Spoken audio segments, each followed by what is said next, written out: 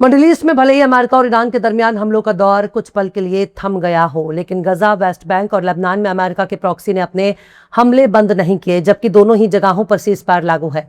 लेकिन ये cease fire सिर्फ कागजों पर दर्ज है। जिस तरह से गजा में जंग खत्म नहीं हो रहा, उसी तरह से लेबनान में भी जंग खत्म नहीं हो रहा, जबकि लेबनान के नेताओं ने अपने ही मुल्क को अमेरिका, इसराइल के हाथों में बेच दिया है। लेबनान की सरकार ने इसराइल और अमेरिका के चरणों में अपना सर रख दिया है, लेकिन हिजबुल्लाह अभी भी इसराइल से लड़ रहा है। उसने हार नहीं मानी, जिसकी वजह से आए दिन इसराइल का कोई ना कोई फौजी लेबनान में मारा जा रहा है। अब इसराइल बहुत ही टूटे हुए दिल से ऐलान कर दिया है कि लेबनान में उसके फौजी मारे गए हैं। सलाम, नमस्ते, सत श्री अकाल। मैं हूं आपके साथ हर्षिता मिश्रा और आप देख रहे हैं टाइम्स मेल। लेबनान की हुकूमत पूरी तरह से अमेरिका और इसराइल को अपना आका मान चुकी है, लेकिन लेबनान की सरहदों का मुहाफिज हिजबुल्लाह पीछे हटने को तैयार नहीं है। वो लेबनान की हुकूमत को ठेंगा दिखा रहा है। भले ही लेबनान की हुकूमत अमेरिका और इसराइल के हाथ कठपुतली बन गई हो, भले ही वो अमेरिका और इसराइल के सामने झुक गई हो, पर लेबनान का हिजबुल्लाह कहीं से भी झुकने को तैयार नहीं। उसने फिलिस्तीनियों के लिए अपने नेताओं की कुर्बानी दे दी है, पर गजा की मदद से पीछे नहीं हटा, क्योंकि उसे मालूम है कि एक बार अगर गजा पर कब्जा हो गया तो लेबनान पर कब्जा करने में इसराइल को ज्यादा देर नहीं लगेगी। गजा का 70-80% हिस्सा इसराइल के कंट्रोल में आ चुका है और वो ना अपनी फौज हटाने के लिए तैयार है, ना फिलिस्तीनियों पर हमले रोकने के लिए तैयार है।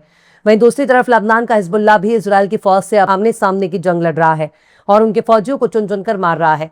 अब इसराइल ने अपने टूटे हुए दिल से ऐलान किया है कि साउथ लेबनान में एक मिलिट्री ऑपरेशन के दौरान एक जोरदार धमाका हुआ, जिसमें आईडीएफ के 2 फौजी मारे गए, जबकि 4 बुरी तरह से जख्मी हो गए। यानी जो 4 बुरी तरह से जख्मी हुए हैं, उनके भी मारे जाने की खबर कभी भी आ सकती है। हो सकता है कि वो मारे जा चुके हों, क्योंकि इसराइल अपने होने वाले किसी भी नुकसान को काफी ज्यादा छिपाने में लगा रहता है। अगर मारे जाते इसराइल कुछ भी कबूल नहीं करता, अगर बात मीडिया में आ जाती तो वो उसे कबूल करना पड़ता, क्योंकि अपने नुकसान को कबूल करने से इसराइल के ताकतवर होने का भौकाल कमजोर पड़ जाएगा। दुनिया उससे डरना बंद कर देगी। हालांकि हूती, हमास और हिजबुल्लाह को अच्छी तरह से मालूम है कि इसराइल के पास जो कुछ भी है अमेरिका का है। इसराइल इसलिए लड़ रहा है क्योंकि अमेरिका साथ खड़ा है, वरना अमेरिका अगर साथ छोड़ दे तो इसराइल के पास लड़ने के लिए कुछ भी नहीं बचेगा। उसकी फौज भी चुन चुन कर मारे जाएंगे, उसके फौजी भी चुन चुन कर मारे जाएंगे।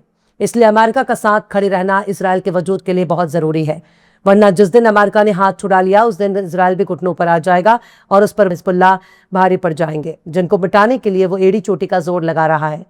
इजरायली मीडिया ने बताया है कि साउथ लेबनान के मुसद्दिक जोन में एक तलाशी ऑपरेशन के दौरान मारे गए, क्योंकि जिस इलाके में वो दाखिल हुए थे वहां हिजबुल्लाह के लड़ाकों ने मार्च में शहर से पीछे हट जाने के बाद इसराइली फौज ने उस इलाके को अपने कब्जे में लेना चाहा, लेकिन आईडीएफ के जरिए पहले उन जगहों की जांच नहीं की गई थी।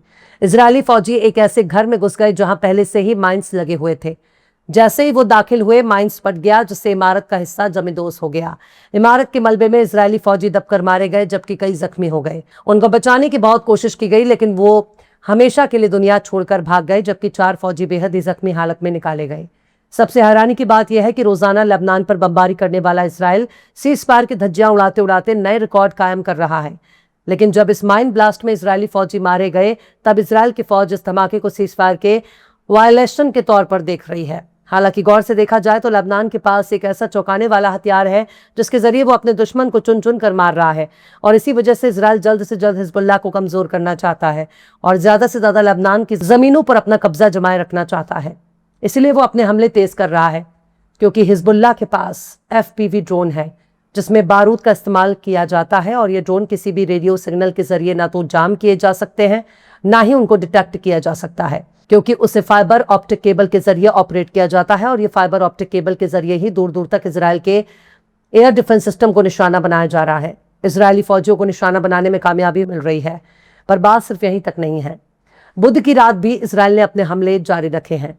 साउथ लेबनान के कई कस्बों पर इसराइल ने बमबारी की है। आर्टिलरी हमले, यहां तक कि टैंक से भी बमबारी की है। साउथ लेबनान में अल-मायदीन के रिपोर्टर ने बताया कि इजरायली फाइटर जेट ने टायर जिले के मंसूर शहर पर हवाई हमले किए हैं।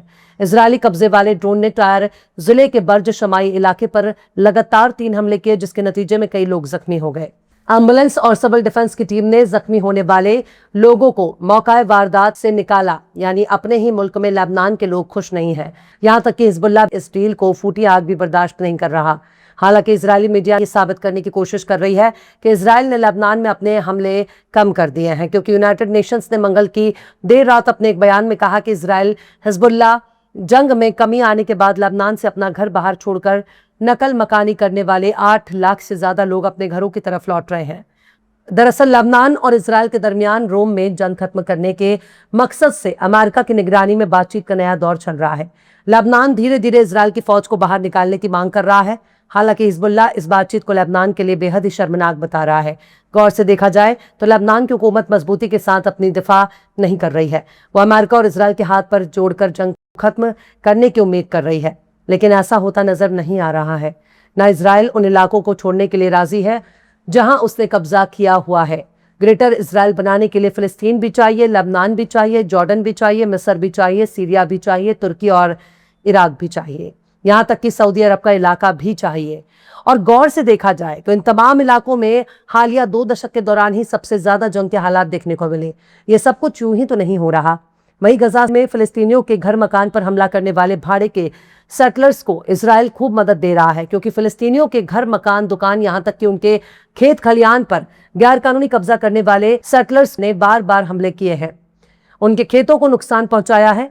जैतून के पेड़ों को जलाने में भी सेटलर्स काफी बड़ा किरदार अदा कर रहे हैं। जो भी फिलिस्तीनी अपने अपने घर, इलाके और खेत खलियान पर मौजूद है, वहां से उन्हें भगाने की कोशिश हो रही है। ऐसी एक वारदात में वेस्ट बैंक के एक गांव में काफी जमकर आगजनी की वारदात सामने आई है, लेकिन जब वहां इजरायली फौज पहुंची तब हमलावर वहां से भाग गए। या फिर यूं कहा जाए कि आईडीएफ की शह पर ही हमलावरों ने फिलिस्तीनी गांव में रात भर आगजनी की वारदात को अंजाम दिया था और आईडीएफ के आने से पहले ही वो चुपचाप मौके से खिसक गए। और अक्सर हर बार ऐसा ही होता है। सेटलर्स ने कई इमारतों को आग के हवाले कर दिया है, यहां तक कि कई फिलिस्तीनियों पर भी हमला करके उन्हें जख्मी कर दिया है। हमेशा एक बात याद रखनी चाहिए, चाहे कैसी भी जंग हो, कैसी भी दंगा हो, कैसी भी आगजनी की वारदात क्यों ना हो, लेकिन जब तक हुकूमत नहीं चाहेगी, ना कोई दंगा होगा, ना कोई आगजनी होगी, ना कोई तोड़फोड़ होगी, ना कोई मर्डर होगा। इजराइल इसी शातिर तरीके से फिलिस्तीनियों पर हमला करता है, वरना फिलिस्तीन में उनका अपना है ही क्या। सब कुछ तो दूसरों से छीन कर बनाया गया है। पर जिस तरह लेबनान में इजरायली फौजी मारे जा रहे हैं, ये एक ताकतवर मुल्क के लिए बड़े ही शर्म की बात है, क्योंकि वो ये भी नहीं बता पा रहे हैं कि उन्होंने लेबनान पर हमला करके क्या हासिल कर लिया। सिर्फ दूसरों की सरजमीन पर कब्जा करके ही एक बड़ी हुकूमत नहीं बनाई जा सकती। इजराइल कब्जे और कत्लो गारत के दम पर पूरे मिडिल ईस्ट पर कब्जा करना चाहता है। इसकी शुरुआत गजा से हो चुकी है। लेबनान में वो अपने पांव पसार रहा है, सीरिया पर भी वो हमले कर रहा है, वहां भी उसने अपने पांव जमा लिए हैं। लेकिन ईरान जैसे ममालिक ने इजराइल को उनके मंसूबे में काफी हद तक नाकाम कर दिया।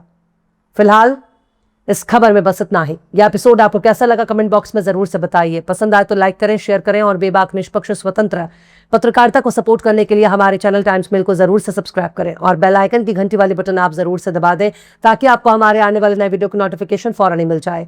फिर मिलते हैं किसी और वीडियो में एक नई खबर के साथ। हर्षिता मिश्रा को दीजिए इजाजत। जय हिंद।